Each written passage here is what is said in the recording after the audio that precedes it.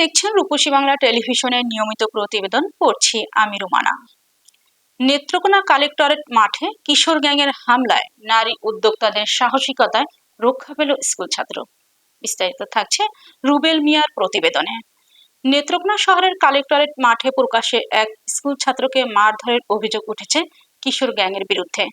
প্রত্যক্ষদর্শীদের দাবি, কালেক্টরেট মাঠে 50-60 জনের একটি কিশোর দল এক কিশোরকে ঘিরে ধরে এলোপাতাড়ি মারধর করতে থাকে। এ সময় কালেক্টরেট মাঠে নারী উদ্যোক্তাদের একটি মিটিং চলছিল। ঘটনা দেখতে পেয়ে ওই নারী উদ্যোক্তারা দ্রুত এগিয়ে গিয়ে হামলার শিকার কিশোরকে উদ্ধার করেন। তাদের সাহসিকতায় বড় ধরনের ক্ষতি থেকে রক্ষা পায় ওই কিশোর। প্রত্যক্ষদর্শীদের অভিযোগ, ঘটনাস্থলে থাকা অনেক মানুষ বিষয়টি দেখলেও কেউ এগিয়ে আসেনি। পরে নারী উদ্যোক্তাদের উদ্যোগেই পরিস্থিতি নিয়ন্ত্রণে আসে।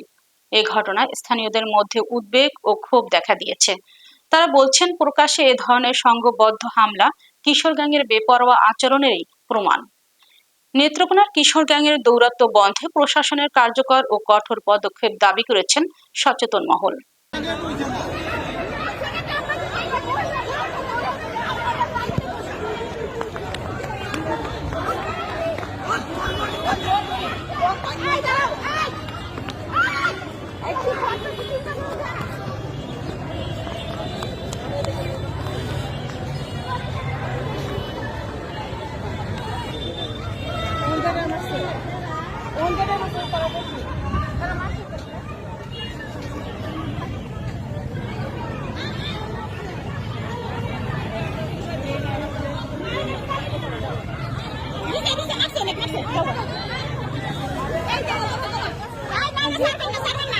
গিয়ার বক্সটা দেখছো?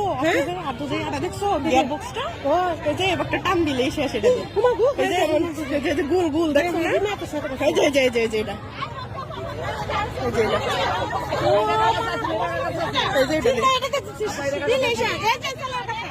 ওই যে ওর কাছে আসছিল, পরে গাছে দিছে। পরে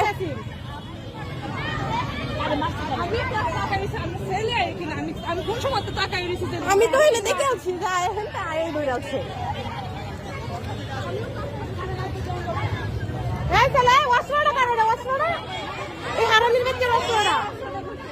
মাথার মধ্যে যে দিছে দুইটাই ছেলেটা দেখছি।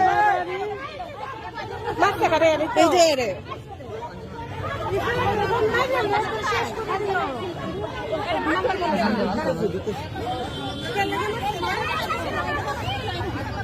কয়েকটা আইসে আয়া, বুঝছো আম্মু? কয়েকটা আইসে আয়া নয় এই দুই গেছে খাবলা দাম তো দেখতাছি সম্পত্তি না।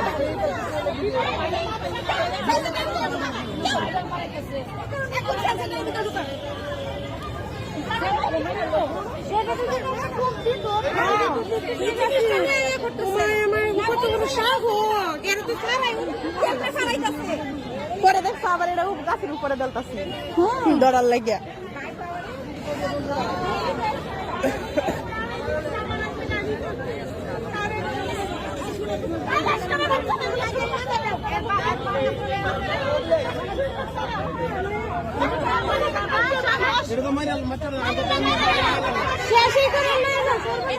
শুয়ে আছে দেখছো না?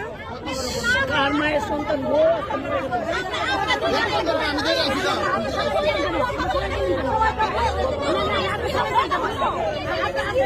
কি হয়?